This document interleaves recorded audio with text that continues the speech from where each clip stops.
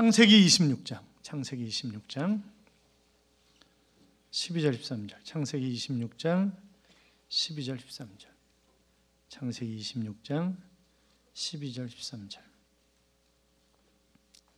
창세기 26장 12절 13절. 찾으셨죠? 같이 읽겠습니다. 이삭이 그 땅에서 농사하여 그의 100배나 얻었고 여호와께서 복을 주심으로 그 사람이 창대하고 왕성하여 마침내 거부가 되어. 아멘. 같이 인사하시죠. 주의 이름으로 잘 될 것입니다. 더 잘 될 것입니다. 끝없이 잘 될 것입니다. 아멘. 할렐루야. 오늘 비 오는 궂은 날이지만 여러분 정말 잘 오셨습니다. 하나님이 여러분에게 복을 주시고 여러분 때문에 하나님이 기뻐하실 줄로 믿습니다. 여러분 의자에 앉아 계시지만 의자에 앉아 계시는 것이 아니라 하나님 품에 안겨 계시는 줄로 믿으시기 바랍니다. 하나님의 품은 포근합니다. 따뜻합니다. 평안이 있습니다. 하나님의 위로와 평강이 우리 모두에게 충만한 한 주간의 삶이 되시기를 주님의 이름으로 축원합니다. 우리는 지난 주일 마침내 거부가 되려면 아브라함과 이삭과 야곱과 같은 그런 믿음을 가지고 있어야 되는데, 그래야 여러분 보세요. 아브라함, 이삭, 야곱 각기 한 사람씩이지만 그러나 이 야곱을 지나면서 어두운 터널을 지나서 그 다음에 12명으로 늘어난다고요. 그것이 70명으로 늘어난다고요. 출애굽할 때는 60만 3,550명, 약 2,300만 명으로 늘어나는 것입니다. 그러니까 확대되어 가는 역사죠. 점점 더 잘 되는 그런 역사인데, 그런 축복이 여러분 안에 충만하시기를 주님의 이름으로 축원합니다.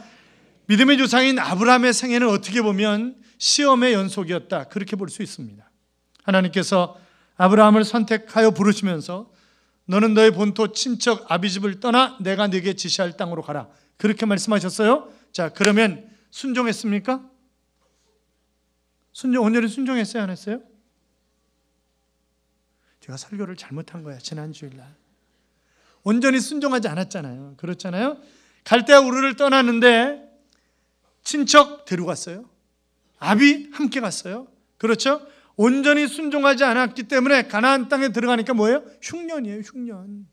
그러니까 온전히 순종했으면 그러지 않았을 거예요. 온전히 순종하지 않았기 때문에 흉년이라고요. 그래서 어디로 가요? 애굽으로 갑니다. 애굽으로 내려가면서 아브라함에게 너무 큰 걱정이 있어요. 아마 우리 교회 남성들의 걱정하고 똑같을 거예요. 부인이 너무 이뻐가지고 걱정인 거예요, 이게. 그래가지고 가가지고 야, 이거 애굽 사람들이 한눈에 반해가지고 당신 뺏고 나 죽이고 이럴 터인데 어떻게 하면 좋으냐. 그러니까 당신이 그냥 누이라고 하자, 누이라고. 그러면 당신도 살고 나도 살고 다 같이 살 수 있을 거 아니냐, 이렇게 얘기를 하잖아요. 나쁜 인간이. 그렇잖아요. 그러니까 아니, 멀쩡한 자기 아내를 자기가 살겠다고 누구라고 그러자고요? 누이라고 그러자, 누이라. 그렇게. 그러니까 여러분, 하수는요 염려한 대로 된다니까. 고수는 바라보는 대로 되고요, 중수는 지가 한 대로 되고요, 하수는 염려하는 대로 돼요. 그러니까 염려하는 대로 되는 거예요 지금. 그러니까 그냥 애굽에 있는 모든 남자들이 홀딱 빠진 거예요. 그러니까 그 소문이 바로에게까지 들렸잖아요. 그러니까 바로 데려와봐라, 데려와봐. 얼마나 이쁘길래. 여러분 생각해보세요. 나이가 몇이에요? 70 가까이 됐어요. 70 가까이. 왜냐하면 하란을 떠날 때가 65세잖아요. 아브라함이 75세, 사라가 65세라고요. 그러면 지금 가나안 땅에 들어왔다 애굽으로 내려가는 거잖아요. 거의 70 가까이 된 거죠. 그런데 얼마나 이뻤으면. 그렇잖아요. 아니, 아브라함에게만 콩깍지가 씌운 게 아니라고요. 이게 애굽 남자들이 홀딱 반했잖아요. 70 가까이 된 여자한테. 그러니까 바로가 데려와 이러잖아요. 누구냐 그랬더니 아브라함의 누이입니다. 또 이렇게 얘기하잖아요. 그러니까 바로가 사라를 자기 부인으로 후궁으로 삼기 위해서 아브라함에게 그냥 무지하게 선물을 안겨준다고요. 선물을 무지하게 안겨줍니다. 여러분 생각해 보세요. 아브라함의 거짓말 때문에 내 후손이 하늘의 별처럼 바닷가의 모래알처럼, 자, 너와 내 후손이 너로 말미암아 복을 받으리라, 이렇게 약속을 하셨는데 그 약속이 지금 무산될 위기에 처한 거예요. 왜? 아브라함의 거짓말 때문에 그런 위기에 처한 거죠. 그런데 누가 개입하셨어요? 하나님이 개입하십니다. 그래가지고 바로의 집에 막 재앙을 때리잖아요. 그러니까 이게 웬일이냐, 도대체 뭘 잘못했길래. 그래가지고 알아보니까 아이 사라가 이 아브라함의 누이가 아니라 마누라네. 이 아브라함의 마누라잖아요. 그래가지고 막 아브라함 불러가지고 도대체 너는 누굴 망하게 만들려고 이러느냐 이러고 막 난리를 치잖아요. 난리치면서 그래도 하나님이 무서우니까 바리바리 싸가지고 가라고, 제발 우리 땅에서 떠나라고 그러잖아요. 바리바리 싸준 것 가운데 하갈이 있었어요. 하갈이. 그 나중에 그 하갈하고 사이에 이스마엘을 낳고 그래가지고 오늘 중동 전쟁이 그래가지고 일어난 거 아니에요. 그러니까 누구 때문에, 문제는 누구예요? 아브라함이 문제지. 아브라함이 문제를 일으킨 거예요. 자, 하여간 어떻든 간 아브라함은 시험을 잘 넘긴 적도 있지만, 그러나 시험을 잘 넘기지 못해가지고 어려움을 당하는 때도 있는데, 문제는 시험을 넘기건 안 넘기건 하나님이 합력해서 선을 이루시는 하나님께서 그를 도와주셔서 궁극적으로 그것을 잘 넘어가게 하시는 것을 우리가 그의 인생을 통해서 확인할 수 있단 말이죠. 자, 보세요. 100살의 아들 주셨죠? 아들에 푹 빠져서 정신 못 차리는 거잖아요. 지난주에도 말씀드렸지만 유모차에 태워가지고 오늘은 북서울 꿈의 숲으로, 내일은 뭐 서울랜드로 뭐 이러고 계속 돌아다니는 거예요. 정신 못 차리고. 그러니까 하나님이 야 이거 안 되겠다 이 녀석. 그래가지고 아브라함이 하나님이 번제로 이삭을 드리라 그러기까지 하나님을 찾은 적이 없어요. 보면 이게 이삭 낳은 다음서부터는. 그러니까 나중에 안 되겠으니까 아브라함 너 일로 와. 네 아들 번제로 드려. 번제가 뭐라 그랬어요? 태울 뻔이에요. 그러니까 각을 떠가지고 살과 뼈를 구분하고 다 잘라가지고 불에 태워서 드리는 게 번제라고요. 그래서 그렇게 말씀드렸죠. 하나님은 언약의 아들로 이삭을 주셨는데 아브라함은 육체의 아들로 이삭을 받은 것이 결국 문제였다라고 하는 그런 말씀을 드렸고, 결국 뭐예요? 내 아들을, 독자 이삭을 드리라라고 하는 말은 언약의 아들이다. 그가 내 자식이야. 이렇게 말씀하시는 거죠. 그래가지고 결국 그 아들을 바치는 그런 장면을 우리가 볼 수 있잖아요. 여러분, 어떤 젊은이가 있었어요. 아주 정말 믿음이 좋은 그런 청년이었습니다. 대학을 졸업하고 직장에 원서를 냈는데 아무 데도 오라는 데가 없는 거예요. 너무너무 괴로운 거죠. 그러다가 드디어 1년 만에 취직할 자리가 생겼어요. 그런데 이렇게 얘기를 합니다. 우리 직장은 주말이 더 바쁩니다. 그래서 토요일, 주일날 쉴 수 없습니다. 평일날 쉬어야 됩니다. 그것이 조건입니다. 사랑하는 청년 여러분, 어떻게 해야 되는 거예요? 그러면 1년 동안 취직 자리가 안 나타났다니까. 1년 만에 드디어 나타났는데 그 취직 자리가 주일날은 예배를 못 드린대. 그럼 어떻게 해야 되는 거예요? 대답을 못 하잖아요, 쟤네들이. 지금 대답을 못 한다. 머리로는 무슨 소리야. 내가 하나님의 자녀인데 주일을 지켜야지. 그런데 어떻게 해요? 현실은 그게 아니야. 자기도 모르게 간다니까. 이게 간다고요. 여러분 보세요. 내가 어느 날 기도하는데 하나님 나에게 감동을 주십니다. 순장을 해야지. 그래 맞아. 교사를 해야지. 그래 찬양대를 해야지. 감동을 주셔요. 그런데요, 머리는 뭐라고 얘기해요? 무슨 소리야. 너 순장해봐라. 야, 화요일날 목요일날 전도특공대 가야지. 야, 수요일날 예배 드려야지. 금요일날 순예배 드려야지. 일주일 내내 너 미장원 갈 시간도 없다. 야, 그러니까 어떡하려고 그러냐 도대체. 그런다고요. 교사? 야, 가르치긴 누굴 가르쳐줘. 내가 배워야 할 판인데 그것도 안 돼. 찬양대 2시간 전에 오잖아. 2시간 전에. 그리고 끝나고도 또 연습하잖아. 어떻게 하려고 그래. 그러니까 어떻게 해요? 마음은 온유로되 육신이 약해서. 그리고 포기한단 말이죠. 포기해. 사랑하는 여러분, 보세요. 아브라함에게 하나님이 이삭을 바치라고 했을 때 아브라함에게 갈등이 없었을까요? 아니요. 그에게도 너무 큰 갈등이 있었을 거예요. 그렇지 않겠어요? 나귀에다 안장을 지우고 제물을 태울 나무를 준비해서 두 종과 자기 아들 이삭을 데리고 이제 하나님께서 지시하신 모리아 산으로 갑니다. 3일 길을 걸어가잖아요. 그리고 산 밑에 도착해가지고 종들에게 너희와 나귀는 그냥 남아라. 내가 아들과 함께 올라가서 하나님 앞에 번제를 드리고 아들과 함께 다시 돌아오리라. 이렇게 얘기를 한다고요. 지금 누구를 드리라는 건데요? 이삭을 드리라는 건데 그 이삭과 함께 가서 이삭과 함께 다시 돌아오겠다는 거예요. 그러니까 지금 아브라함은 뭐예요? 부활의 믿음이 있는 거예요. 하나님이 살리신다고 하는 그런 분명한 믿음이 있는 거예요. 내가 죽인다 할지라도 하나님은 다시 살려서 나에게 주실 것이다 라고 하는 그런 확실한 믿음이 있기 때문에 과감하게 행하는 거예요. 그냥 지금 그것이 결국 마침내 하나님 쓰시는 거부가 되는 밑거름을 놓은 거잖아요. 그게. 여러분 생각해 보세요. 창세기 22장 9절에 보면 하나님이 그에게 일러주신 곳에 이른지라 이에 아브라함이 그곳에 제단을 쌓고 나무를 버려놓고 그의 아들 이삭을 결박하여 제단 나무에 놓고 손을 내밀어 칼을 잡고 그 아들을 잡으려 하니. 숨 막히는 순간 아니겠어요? 그렇잖아요. 응? 어떻게 아버지가 그것도 사랑하는 하나밖에 없는 아들을 칼로 쳐서 몸을 동강동강 내가지고 번제로 드린단 말입니까? 이게 말이 되는 겁니까? 그렇잖아요. 아마 갈등이 이루 말할 수 없었을 거예요. 차라리 내가 죽는 것이 훨씬 더 낫다고 생각하지 않겠어요? 그런데 어떻게 이삭 보세요. 너무나 태연합니다. 지금 본문이 그리고 있는 그런 모습을 보면 그냥 순순히 묶이는 거예요. 순순히. 그냥 순순히 제물이 되는 거예요. 지금 아브라함 나이가 몇 살인데요? 대략적으로 120세 정도예요. 이삭은요? 그렇다면 20세 정도예요. 아버지 한 방에 보낼 수 있어요.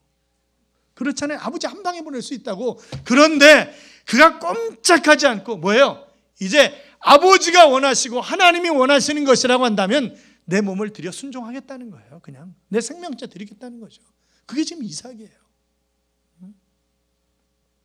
사랑하는 여러분, 우리가 순종하는 것 억지로도 할 수 있습니다. 그러나 정말 내가 자원함으로 순종할 수 있다고요. 지금 이 이삭은 자원함으로 순종하기로 했기 때문에 그는 뭐예요? 마음에 평안함이 있는 거예요.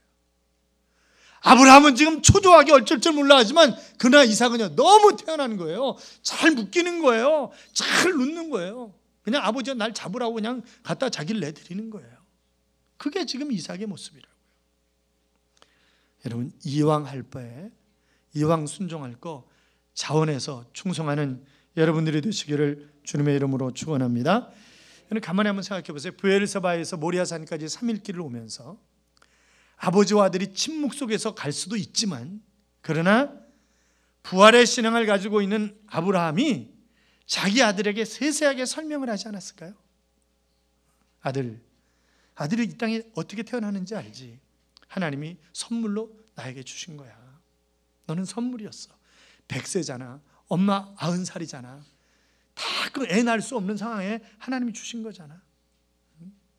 그러면서 하나님이 어떻게 함께 하셨는지 쭉 얘기를 하지 않겠어요? 그 하나님이 바로 우리가 어떤 상황에 있다 할지라도 우리는 그 하나님의 약속을 믿어야 돼. 하나님이 하늘의 별처럼 바닷가의 모래알처럼 그렇게 후손을 주시겠다고 약속하셨잖아. 그러니까 그 약속을 이루어가는 과정에 있어서 어떤 어려움이 온다 할지라도 우리는 절대 하나님의 약속을 의심해서는 안 돼. 그렇게 얘기하지 않았을까요? 아브라함이? 히브리 11장 17절 이하에 보시면 아브라함은 시험을 받을 때 믿음으로 이삭을 드렸으니 그는 약속들을 받은 자로 돼 그 아들을 드렸느니라. 그에게 이미 말씀하시기를 내 자손이라 칭할 자는 이삭으로 말미암으리라 하셨으니 그가 하나님이 능히 이삭을 죽은 자 가운데서 다시 살리실 줄을 생각한지라 비유컨대 그를 죽은 자 가운데서 도로 받은 것이니라 그랬습니다. 그러니까 그 부활의 신앙이 있었기 때문에 그냥 칼을 들어서 사정없이 치려고 그러더니 누가 급했어요? 하나님이 급하셨어요. 아브라함아 막 하나님이 놀라셨어요. 그러니까 예, 제가 여기 있습니다. 그랬더니 하나님이 그 아이에게 손을 대지 말라. 그에게 아무 해도 입히지 말라. 내가 하나밖에 없는 독자 내 아들을 아끼지 아니하였으니 내가 하나님을 두려워하는 줄을 내가 이제야 알았노라. 그렇게 말씀하시다. 자, 하나님이 전지하신 하나님이십니다. 무엇인지 다 알고 계시는 그런 하나님이세요. 그럼에도 불구하고 우리의 입술로 우리의 행동으로 하나님을 사랑하는 것을 고백하기를 원하시는 그런 하나님이라고 하는 사실을 우리가 생각할 수 있는 거죠. 자, 죽은 자 가운데서 다시 살리실 줄을 믿는 그런 아브라함의 부활신앙, 그것이 바로 그로 하여금 믿음의 정상에 우뚝 설 수 있도록 만들었단 말이죠. 그래서 창세기 22장 16절에 보시면 이렇게 하나님 말씀하십니다. 이르시되 여호와께서 이르시기를 내가 나를 가리켜 맹세하노니 내가 이같이 행하여 내 아들 내 독자도 아끼지 아니하였은즉 내가 네게 큰 복을 주고 네 씨가 크게 번성하여 하늘의 별과 같고 바닷가의 모래와 같게 하리니 네 씨가 그 대적의 성문을 차지하리라. 또 네 씨로 말미암아 천하 만민이 복을 받으리니 이는 내가 나의 말을 준행하였음이니라 그랬습니다. 여러분, 자, 죽어야 열매를 맺는다고요. 그렇잖아요. 그래서 요한복음 12장 24절에 보시면 내가 진실로 진실로 너에게 이르노니 한 알의 밀이 땅에 떨어져 죽지 아니하면 한 알 그대로 있고 죽으면 많은 열매를 맺으리라. 그렇게 말씀하셨습니다. 그러니까 하나 죽으면 많은 열매를 맺는단 말이죠. 사랑하는 여러분, 이삭처럼 우리가 내 생명 내걸고 순종의 제단으로 올라가자고요. 그래야 내가 마침내 거부가 되어서 하나님의 영광을 위해서 시대 속에 존귀하게 쓰임받는 그런 사람이 될 수 있는 거지. 여러분, 큰 복을 받는 데는 큰 이유가 있어요. 작은 복을 받는 것은 작은 이유가 있기 때문에 작은 복을 받는 거라고. 그러니까 내가 어떻게 행하느냐에 따라서 상황은 완전히 달라지는 것이란 말이죠. 이삭이라는 이름의 뜻이 무엇입니까? 미소, 웃음, 그런 뜻이에요. 자, 이삭은 아브라함의 100세에 하나님의 섭리에서 낳은 아들인데, 그런데 그는 온유하고 겸손하고 정직하고 농사에 전념했던 그런 사람이죠. 자, 이 아브라함, 그의 아들이었던 야곱, 요셉 다 정말 파란만장한 인생을 산 사람들이잖아요. 그런데 이삭은 그렇지 않아요. 누가 제일 오래 사는 줄 아세요? 족장들 가운데 우리 이삭 얘기하고 있어요.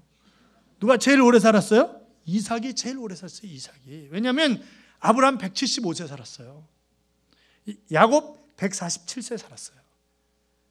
요셉 110세 살았어요. 이삭은요 180세 살았어요. 180세 살았는데 그의 삶이 아주 평탄해요. 왜냐하면 보세요, 창세기가 50장으로 되어 있잖아요. 아브라함에 대한 기록이 약 12장 나와 있어요. 그 다음에 야곱, 요셉 거의 비슷하게 나와 있어요.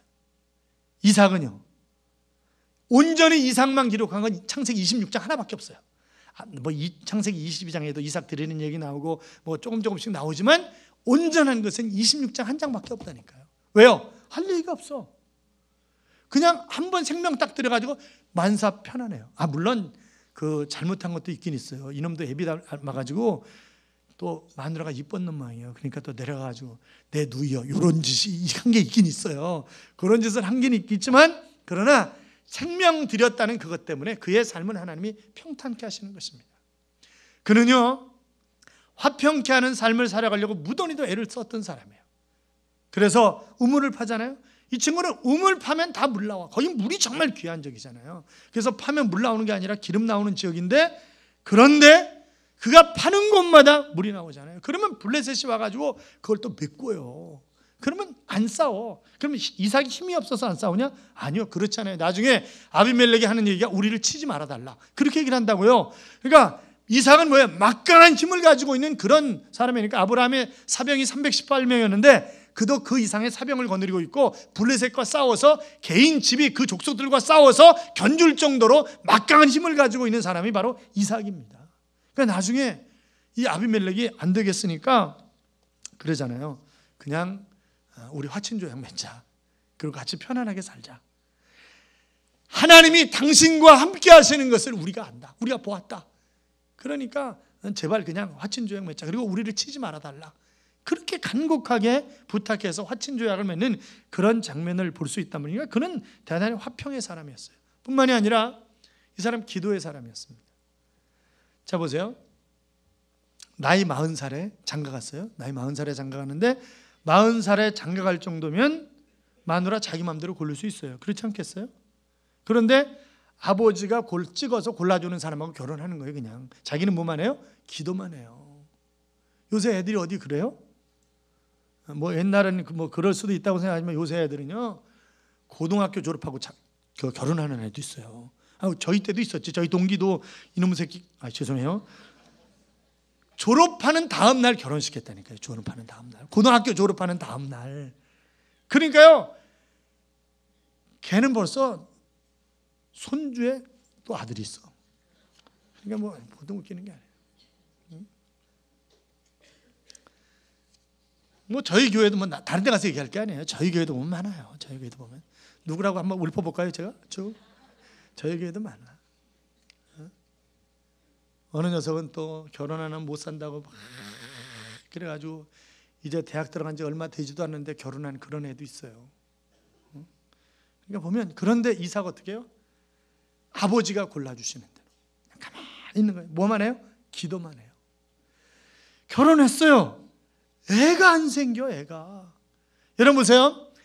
아브라함은 하나님의 약속을 받은 지 채 10년이 되지 않아서 하갈 취해가지고 애를 낳습니다. 그러나 이삭은요 안 그래요. 기다려요. 얼마 동안? 20년 동안. 그런 20년 동안 기도하면서 하나님이 자식을 허락하시기를 간곡하게 기도한다고요. 그래서 기도로 하나님이 얻은 자식이 에서와 야곱이에요. 그러니까 20년 동안 무려.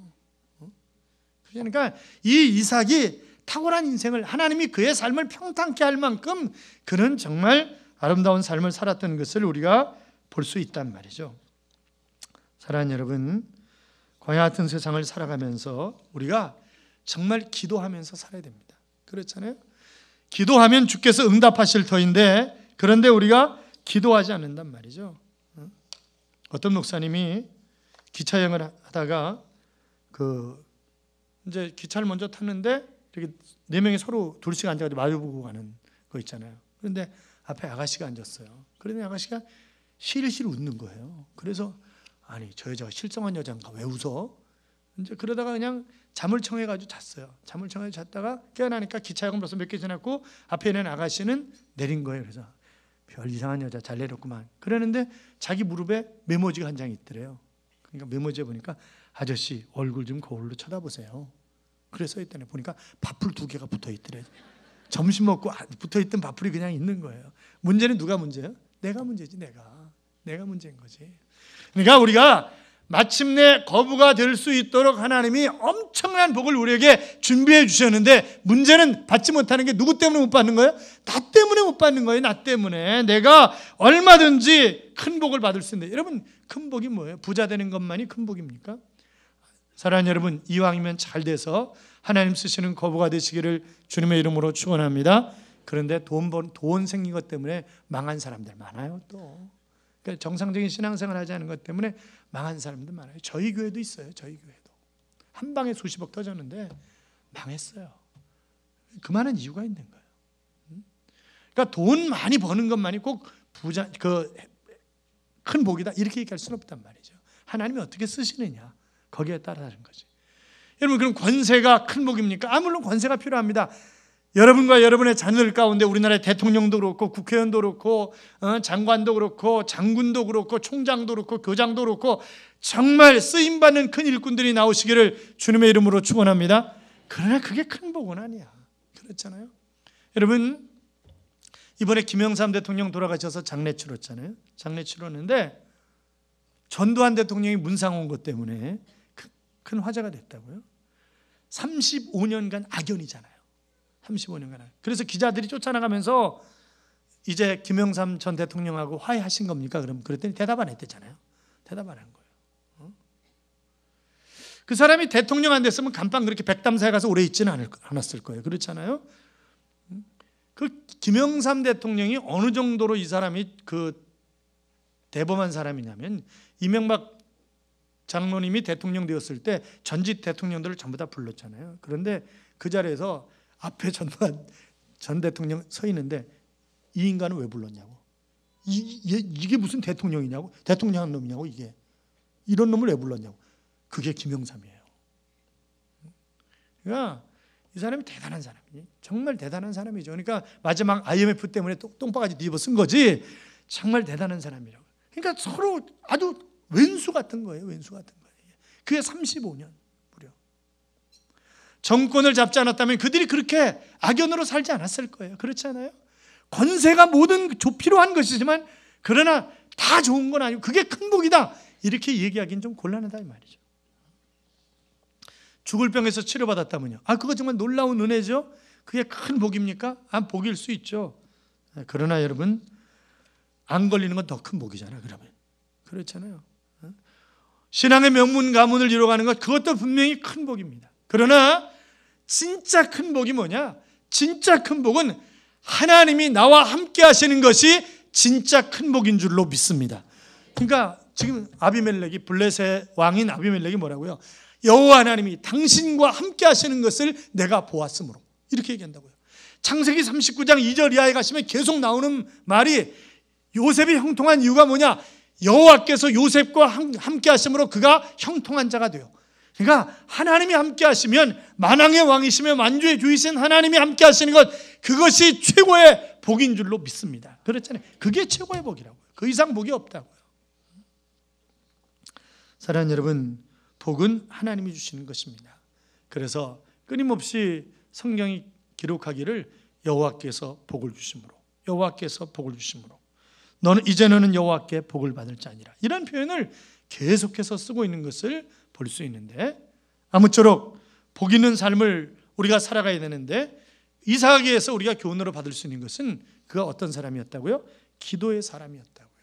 요한복음 16장 24절에 보시면 지금까지는 너희가 내 이름으로 아무것도 구하지 아니하였으나 구하라 그리하면 받으리니 너희 기쁨이 충만하리라, 그렇게 말씀하셨단 말이죠.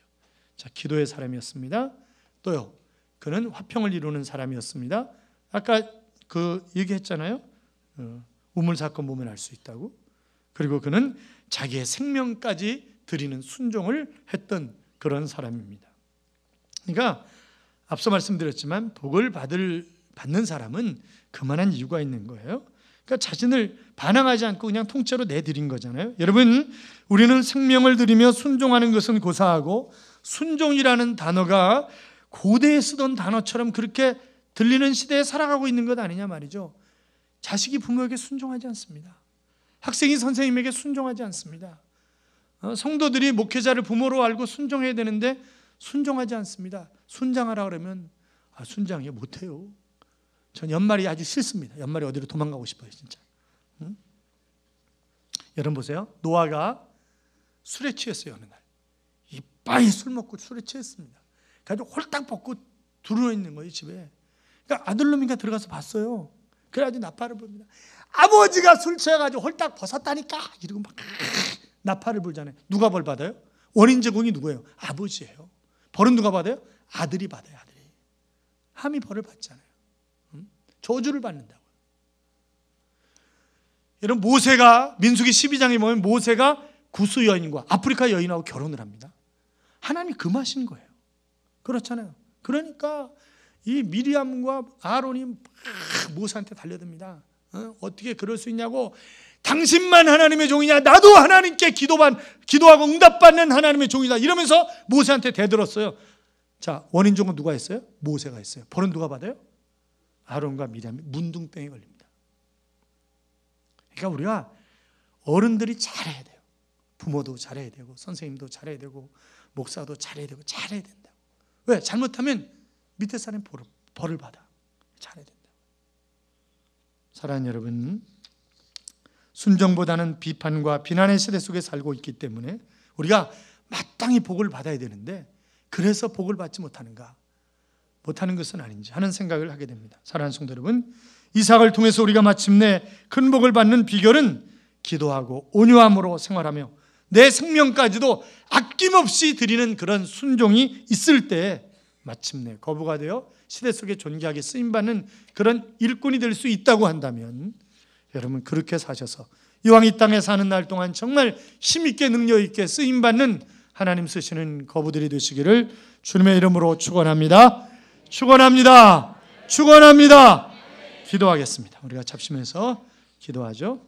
이삭과 같은 그런 삶을 살아감으로 말미암아 일평생 평안하고 마침내 복을 받아 거부가 되는 그런 삶을 살아갈 수 있도록 기도합시다. 같이 기도하죠.